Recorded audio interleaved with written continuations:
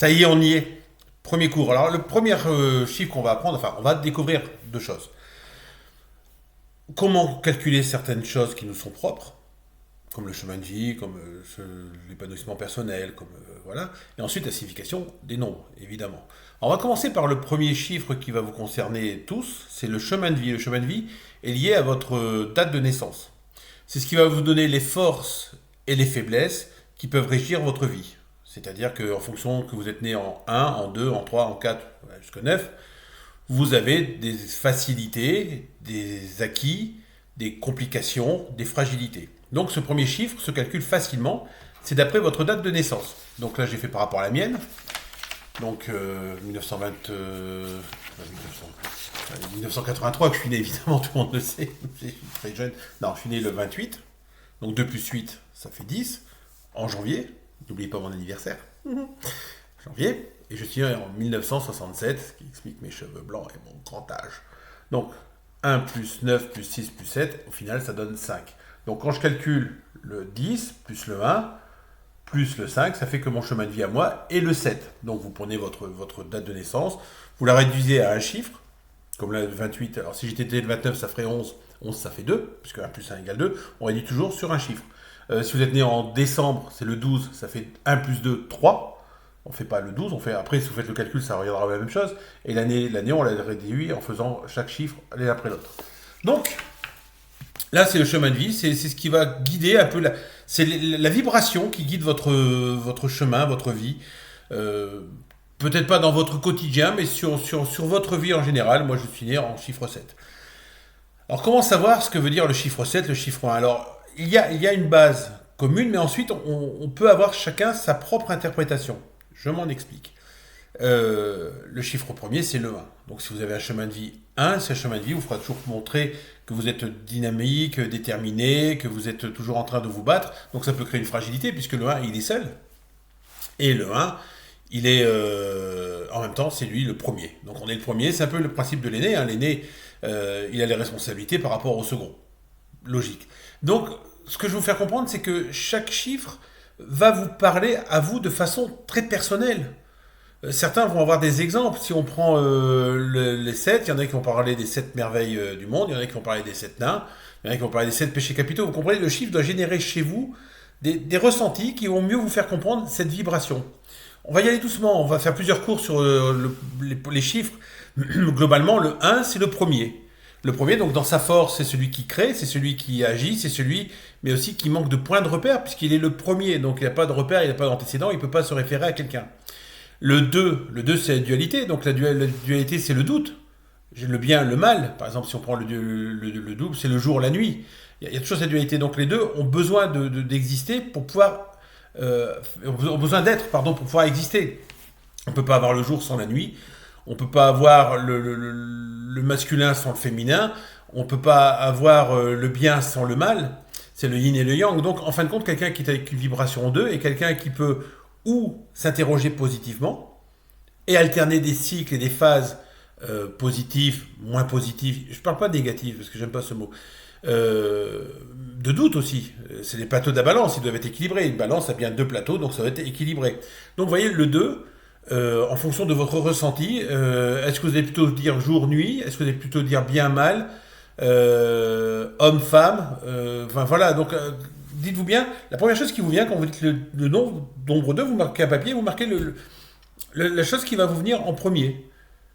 L'été, l'hiver. Voilà, après, et comme ça, vous allez définir un peu quel est votre propre ressenti par rapport à une vibration. Ensuite, on a évidemment le 3. Donc le 3, c'est la Trinité, le Père, la Mère, le Père, le Fils et le Saint-Esprit. C'est le Père, la Mère, l'enfant. Le 3, c'est le triangle, donc une base forte. Le triangle, c'est celui qui est déjà ancré. Le triangle, c'est la base, c'est la pyramide. La pyramide, c'est quelque chose de costaud, de solide. Le 3, c'est aussi les cycles de la vie. Parce que, par exemple, si vous prenez dans l'Antiquité, il y avait les sœurs Park qui tiraient, une tirait le fil de votre vie, l'autre le tissait et la troisième le coupait. Donc, on a les trois étapes, l'enfance, l'adulte et la vieillesse. Voilà, on a comment... Souvent, la journée est répartie en trois phases. Vous avez le matin, vous avez la journée de travail et vous avez le soir. Donc, dites-vous bien, ces trois, à quoi ils vous font penser. Et ensuite, vous pourrez mettre sur Internet, sur le Facebook, là, vous mettrez un peu des choses, et voilà, pas à tout le monde, je ne pourrais pas le faire à tout le monde, parce que quelque part, on aura des choses qui seront similaires des uns aux autres, mais vous irez voir vous-même, et vous pourrez aussi vous alimenter les uns les autres en disant, moi j'ai pensé ça, moi j'ai pensé ça. Le 4, c'est le carré. Le 4, c'est les 4 saisons, c'est le côté parfait, c'est fini. Le 4, c'est déjà quelque chose de fini. Un carré, c'est une structure finie. Il y a bien les 4 côtés. Ensuite, vous prenez les 4 saisons. Donc, on a vraiment un cycle d'années qui est fait. Voilà, donc ce 4, à vous, qu'est-ce qu'il vous indique? Alors, évidemment, après, je reviendrai. Chaque chiffre sera bien décortiqué mieux. Mais là, c'est premier, l'instinct. Le 5 c'est un triangle avec un rectangle. 3 et les 4. Donc le triangle et le rectangle, qui est la base au-dessus, ça vous fait comme un début de maison. Le 5, c'est le pentagramme. Le pentagramme, vous voyez ici, enfin, faut bien le faire voir, c'est une étoile de protection à 5 angles, mais c'est aussi l'étoile du diable, sur comment on le prend. Le 5, c'est les 5 sens. Donc vous voyez, donc, comment, voilà, à vous, le 5, quand vous pensez 5, à quoi pensez-vous? Le 6, alors le 6, c'est un nombre qui est l'addition du 1 plus le 2 plus le 3. Le père, la mère, l'enfant donne le 6. Le 1 plus 2, 3 plus 3, 6. Donc vous verrez, il y aura plein de petits jeux comme ça mathématiques qui vont se faire, qui ne sont pas très compliqués. Hein. Là, évidemment, là, je dégrossis au départ, ça a l'air toujours compliqué, mais vous verrez qu'au fur et à mesure qu'on va avancer, ça va sembler de plus en plus simple. Donc, à quoi vous pensez, à quoi vous fait penser le 6? Certains vont dire 666, le chiffre du diable.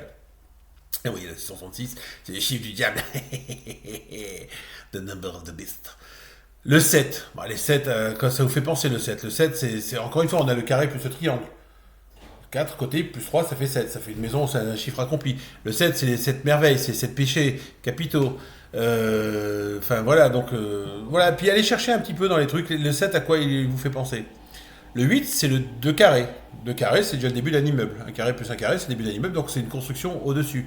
Il y a plein de références à partir du 8. Et enfin, le 9, c'est la fin d'un cycle, puisqu'après on attaque le 10, c'est les 9 premiers chiffres qui sont là.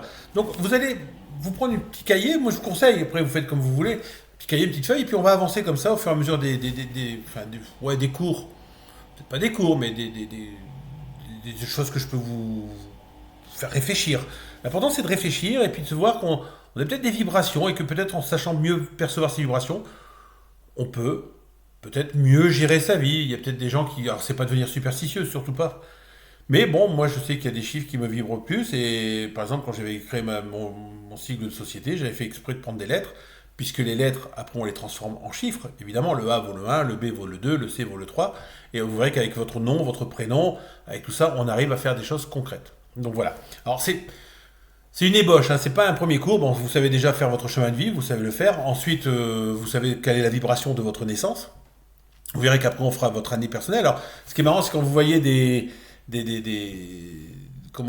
magazines qui vous sortent que pour votre année personnelle, c'est 2023, vous êtes telle année. Mais non, c'est à partir de votre anniversaire. Mais ça, on le verra ultérieurement. Bon, je vais déjà décanter tout ça. Envoyez-moi plein de commentaires parce qu'il faut que j'essaie d'être le plus clair possible et c'est compliqué parce que je sais ce que j'ai à dire, je ne sais pas comment vous le percevez. Donc surtout m'envoyez bien vos commentaires et surtout n'oubliez pas de partager parce qu'on va faire partager, plus on aura de partage, plus on aura de gens qui auront une interaction et plus on pourra faire avancer l'histoire. Voilà, allez, à un prochain cours dans 2-3 jours.